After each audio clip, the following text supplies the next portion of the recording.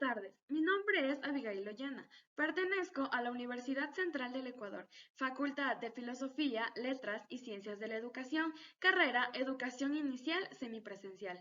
El tema de este video es corrección acerca del mal uso de los verbos. ¿Qué son los verbos? Los verbos son palabras que expresan la acción, el estado o proceso en el que se encuentra el sujeto. Constituyen una variable de palabras. Por su significado, indican acción, proceso o estado. Por su función, núcleo del predicado. Y por su norma, transmiten informaciones gramaticales como tiempo, modo, aspecto, número y persona.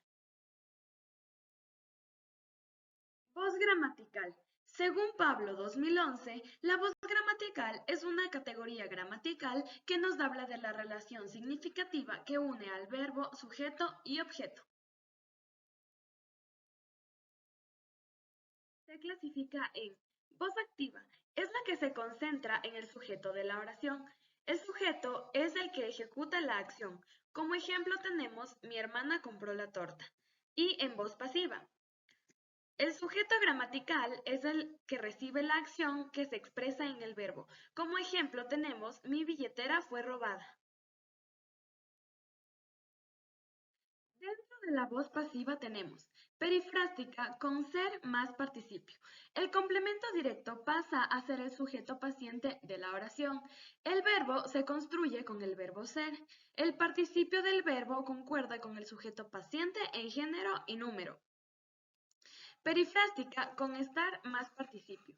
Informa del resultado final sin interesarse del proceso. El complemento directo pasa a ser sujeto de la oración. El complemento agente no es necesario y generalmente no aparece. Refleja con C. Expresa acciones en las que no hay un agente específico. ¿Cuándo no usar la voz pasiva? Si el verbo principal es un verbo de percepción o emoción.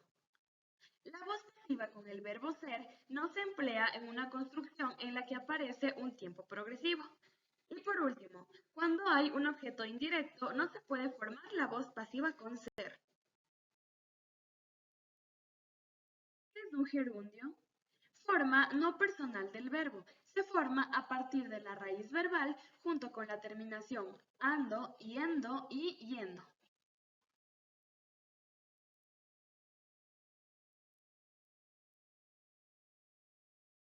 Usos del gerundio. De simultaneidad.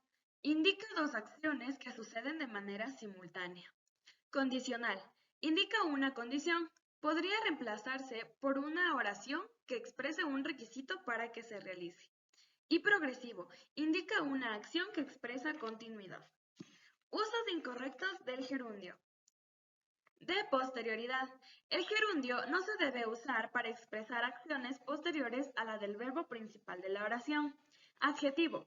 No debe usarse el gerundio como adjetivo modificador de un sustantivo. Y por último, partitivo. Modifica la parte que se toma o se separa de un todo.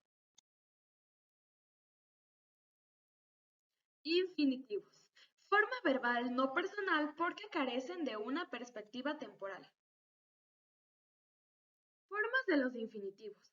Estos pueden ser simples, por ejemplo, dormir y estudiar, y también pueden ser compuestos, por ejemplo, haber dormido o haber estudiado.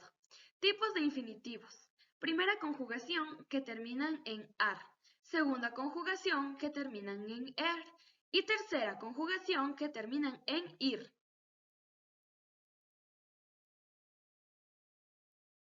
Usos incorrectos de los infinitivos. 1. Cuando sustituyen a la segunda persona del plural del imperativo. 2. El infinitivo de generalización por omisión de un verbo de intención o un verbo en forma personal. 3. Cuando se usa la construcción a más infinitivos. 4. No debe usarse como verbo principal de una oración. Y por último, se usa principalmente con verbos de decir, por ejemplo, expresar, añadir, informar o afirmar.